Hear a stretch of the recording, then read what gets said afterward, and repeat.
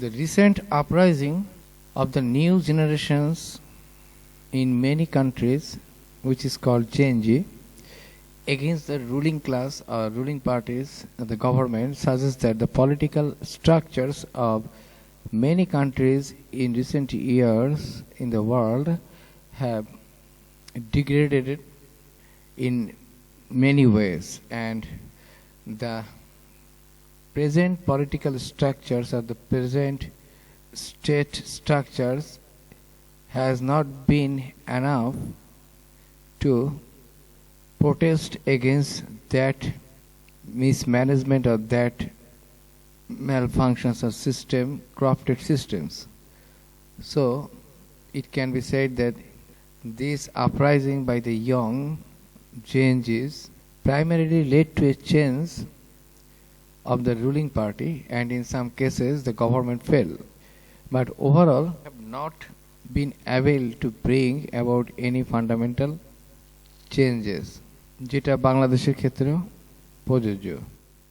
সরকারের ফেলে দেওয়ার মতো ঘটনা তারা ঘটাতে পেরেছে, একাধিক দেশে আমরা দেখেছি, কিন্তু পরবর্তীতে সেই আগের সিস্টেমকে ধরে রাখার জন্য প্রতিটা দেশেই কোনো না কোনোভাবে তারা ভিন্ন নামে হোক, ভিন্ন পদ্ধতিতে হোক, তারা কাজ করেছে। এবং এই তরুণদের যে স্পিরিট, যে কারেজ, যে স্ট্যামিনা, সেটা case in one way or another suppressed or diverted to some other channel. সুতরাং পরিবর্তন আনতে পারেনি। পরিবর্তন এসেছে বাহ্যিক আবরণে, সরকারের অথবা কিছু জায়গায় ব্যক্তি বিশেষের পতন হয়েছে, হয়তো তাদের রাজনীতি থেকে তারা দূরে সরে গিয়েছে। বাট ওভারঅল যে phenomenon, that has not changed. Rather, the old systems grab, or the old systems again manipulated to continue the old practices in a different name or different shape. দেশের জোড়া দুর্নীতির মানচিত্র দক্ষিণ এশিয়ার দেশগুলো কোথায়? ট্রান্সপারেন্সি ইন্টারন্যাশনালের দুর্নীতি উপলব্ধির সূচক একটা ইন্ডেক্স বার করেছেন তারা। এই অঞ্চলে জোড়া দুর্নীতির মানচিত্র দক্ষিণ এশিয়ার দেশগুলো কোথায়? ট্রান্সপারেন্সি ইন্টারন্যাশনালের দুর্নীতি উপলব্ধির সূচক একটা ইন্ডেক্স বার করেছেন তারা। এই অঞ্চলের দুর্নীতি পরিস্থিতির একটা তুলনামূলক ছবি তুলে ধরছে। বাংলাদেশের স্কোর 180 180টা দেশের মধ্যে মাত্র 23 তাদের স্কোর, 180টা দেশের মধ্যে 23, যার ফলে বাংলাদেশ 151তম স্থানে রয়েছে। ভাবা যায়? নেপালের পরিস্থিতি তুলনামূলকভাবে ভালো, তাদের স্কোর 34 কিন্তু র্যাঙ্ক 107। ভারত 96তম র্যাঙ্কে আছে, স্কোর 38। উদ্বেগজনক বিষয় হলো বাংলাদেশ নেপাল দুটোর স্কোরই গত বছরের তুলনায় 1 পয়েন্ট করে কমেছে, অর্থাৎ এই অঞ্চলে দুর্নীতি দমনে কোনো অগ্রগতি হয়নি। নেতারা দুর্নীতি দমনের প্রতিশ্রুতি পালনে ব্যর্থ হচ্ছেন, কিন্তু দু জায়গাতেই জেনজিরা রাস্তায় নেমেছেন, সরকারের পতন হয়েছে। তার মানে নতুন ব্যবস্থাতেও সেই দুর্নীতি এখনো জেকে সেই অবস্থাতেই আছে। জেনজির বিক্ষোভের মূল জ্বালানি হলো অর্থনৈতিক বৈষম্য আর সীমাহীন বেকারত্ব। নেপালের মতো দেশে যুব বেকারত্বের হার 20% বেশি। গত জাল ছিন্ন বিচ্ছিন্ন করতে পারেনি, ভেঙে দিতে পারেনি, এটাই বাংলার নির্দেশ দেওয়া হয়েছে।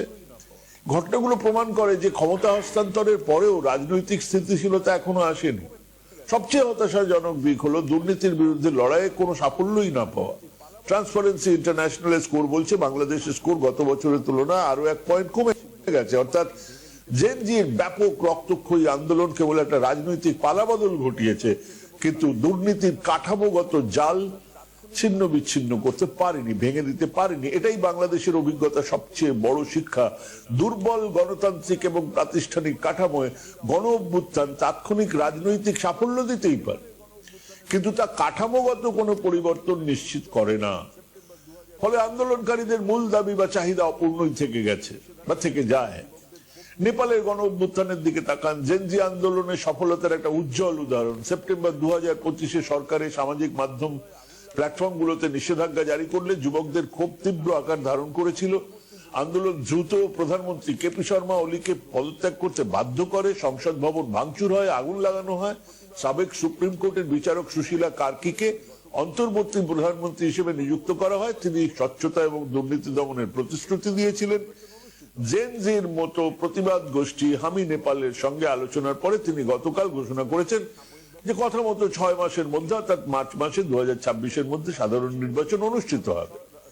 নির্বাচন ঘোষণা নিঃসন্দেহে এক গণতান্ত্রিক প্রক্রিয়া শুরু করেছে যা অস্থিরতাকে সাময়িকভাবে প্রশমিত করতে পারে। কিন্তু বিক্ষোভকারীদের মূল দাবি তো ছিল ওলি এবং সাবেক স্বরাষ্ট্রমন্ত্রী রমেশ লেখক তার বিরুদ্ধে বলপ্রয়োগ তাদের এবং দুর্নীতির তার বিচার করা।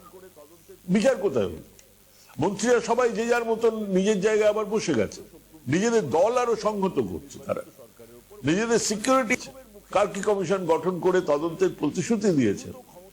কিন্তু তিনি স্পষ্ট করে দিয়েছেন যে এই বিচারের প্রক্রিয়াগুলো সম্পূর্ণ করার দায়িত্ব পরবর্তী নির্বাচিত সরকারের উপর বর্তাবে। মানে বিক্ষোভের মুখে ক্ষমতাসীন এলিটরা দ্রুত ক্ষমতা হস্তান্তর করে একজন জনপ্রিয় ব্যক্তিত্বকে ক্ষমতায় এনে নির্বাচনের ঘোষণা দিয়ে হাসিনার চলে যাওয়ার পর যেটি ঘটেছে সেটি হচ্ছে যে হাসিনা একটা নাম্বার অফ পিপলকে তার ক্ষমতায় টিকে থাকার জন্য তাদেরকে সকল ধরনের সুযোগ দিয়েছিল। এটার মধ্যে হয়তো ABCD থাকতে পারে, অর্থাৎ A গ্রেডে যারা ছিল তারা হয়তো হাজার হাজার কোটি টাকা বিদেশে নিয়েছে, তারা হয়তো মুখের কথায় মানুষকে হত্যা করতে পেরেছে। B গ্রেডে যারা ছিল তারা হয়তো তুলনামূলক কম খেয়েছে। কিন্তু এরকম ABCD দিয়ে ভাগ করলে একটা একটা অংশ, একটা গ্রুপকে পাওয়া যাবে বা একাধিক গ্রুপকে পাওয়া যাবে যারা হাসিনার আমলের বেনিফিশিয়ারি, তারা এখান থেকে অর্থনৈতিকভাবে বেনিফিশিয়ারি। এবং সংখ্যাটা কম না, কয়েক লক্ষ তো হবেই, কয়েক লক্ষ থেকে এটা হয়তো কোটির কাছাকাছি চলে যেতে পারে। তো এই অংশটার সবাই তো ভারতে পালিয়ে যায়নি, সবার গায়ে ডাইরেক্ট সাইনবোর্ড নাই। এরা টিকে থাকার জন্য এদের যে হিউজ অ্যামাউন্ট অফ কালো টাকা, এই দেশের মানুষের লুটের টাকা, সেটিকে তারা যতটুকু পারে ততটুকু খরচ করে নিজেদেরকে রিশাফেল করে লেজিটিমাইজ করার চেষ্টা করবে। এবং সেই কাজটি তারা শুরু থেকেই করছে। এবং ইউনূস সরকার যেহেতু ফ্যাসিলিটেটর হিসেবে নিজেকে দাবি করছে, তারা কোনো ব্যবস্থা নেয়নি এবং তাদেরও সরকারের একটা অংশ ডাইরেক্ট তারা এটার সাথে জড়িয়ে গিয়েছে। এর মধ্যে আছে বদলি বাণিজ্য, চাকরি যাতে না চলে যায় সেই ব্যবস্থা করা, পুরনো ব্যবস্থাকে টিকিয়ে রাখা, নতুন করে এমন পদ্ধতিতে না যাওয়া যাতে ওই অংশটি তাদের ক্ষমতা হারায় বা তাদের সবার চাকরি চলে যায়, তাদের বিচারের সম্মুখীন হতে হয়। এই কাজে সহায়তা করেছে সবাই, বিএনপি, এনসিপি এবং ডক্টর ইউনূসের উপদেষ্টাবৃন্দরা। এবং ডক্টর ইউনূস সেখানে কোনো ব্যবস্থা নেয়নি। আর এই পদ্ধতির কারণেই বাংলাদেশের দুর্নীতির সংখ্যা যেমন বাড়বে, ক্রাইম রেটও বাড়বে। হাসিনা আমলে কতিপয় মানুষকে সুযোগ সুবিধা দিয়ে রেস্ট্রেট ইনস্টিটিউশনকে ব্যবহার করে, আর্ম ফোর্সকে ব্যবহার করে মানুষকে চুপ করে রাখা হয়েছিল। এই কারণে তখন অস্ত্রের প্রয়োজন ছিল না, কারণ ওই অংশটি যারা ক্ষমতায় আছে তারা বললেই সেটা বাস্তবায়ন হয়ে যেত। এই কারণে তার বিরুদ্ধে দাঁড়ানোর মতো কোনো প্রতিপক্ষকে তিনি রাখেননি এবং তার হাতে যেহেতু সমস্ত ক্ষমতা ছিল তিনি এটা করতে পেরেছেন। অর্থাৎ এটা হচ্ছে আরেক ধরনের জুলুমের রাজত্ব তৈরি করা, ক্রিমিনাল অ্যাক্টিভিটিস যে ক্রিমিনালকে দমন করে ক্ষমতা টিকিয়ে রাখা। হাসিনা তো কোনো রুলস অফ ল ছিল না, ডেমোক্রেসি ছিল না। She could do anything she wanted, এভাবেই তিনি করেছেন। কিন্তু হাসিনা চলে যাওয়ার পরপরই যে দেশের আইন শৃঙ্খলা ভেঙে পড়বে, দুর্নীতি সর্বব্যাপী হবে, সব জায়গায় ছড়িয়ে যাবে এবং ল অ্যান্ড অর্ডার সমাজে স্তরে স্তরে ডিটেরিয়েট করবে, এটা খুব ন্যাচারাল জিনিস। এটা প্রতিহত করার সিম্পলি দুটি রাস্তা আছে। একটি হচ্ছে হাসিনা যে পদ্ধতিতে চলেছে সেই পদ্ধতিতে চলো, মেরে ফেলো বিরোধী শক্তিকে, অথবা যেই মাথা তুলে দাঁড়াচ্ছে তাকে মারো। এই কাজটি করতে গেলে হাসিনার মতোই ক্রিমিনাল এবং সাইকো হতে হবে। সেকেন্ড পদ্ধতি হচ্ছে you have to establish equity, you have to establish বৈষম্যহীন সমাজ, you have to establish the rule of law and the human dignity, অর্থাৎ গণতান্ত্রিক ব্যবস্থায় যা কিছু থাকে প্রতিষ্ঠানগুলোকে কাজ করতে দেওয়া।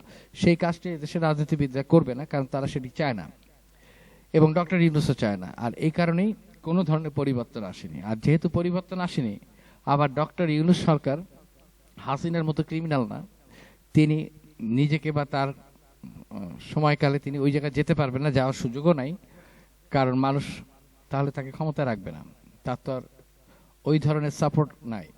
সুতরাং সমাজের সর্বস্তরে যেমন দুর্নীতি ছড়িয়েছে, সরকার খাচ্ছে, রাজনৈতিক দলগুলো খাচ্ছে, এবং আওয়ামী লীগের সময়কার লুটেরা গ্রুপরা এখন টাকা দিয়ে আবার সমাজে রিহ্যাবিলিটেশনের মধ্যে দিয়ে তারা স্থায়ী একটা অবস্থান পাচ্ছে।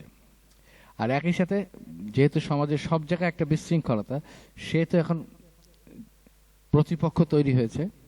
কারণ যখন কোনো সুপ্রিম পাওয়ার না থাকে বা সমাজে একক শক্তি না থাকে, তখন যে যার ক্ষমতাকে ব্যবহার করে এবং ক্ষমতার দ্বন্দ্বের কারণে, ক্ষমতার দ্বন্দ্বের সাথে অর্থনৈতিক সম্পর্ক আছে, টাকা পয়সার লেনদেনের সম্পর্ক আছে, এলাকার প্রভাব প্রতিপত্তি নিয়ে এটা সম্পর্ক আছে, রাজনৈতিক পদ এবং পদবি নিয়ে সম্পর্ক আছে।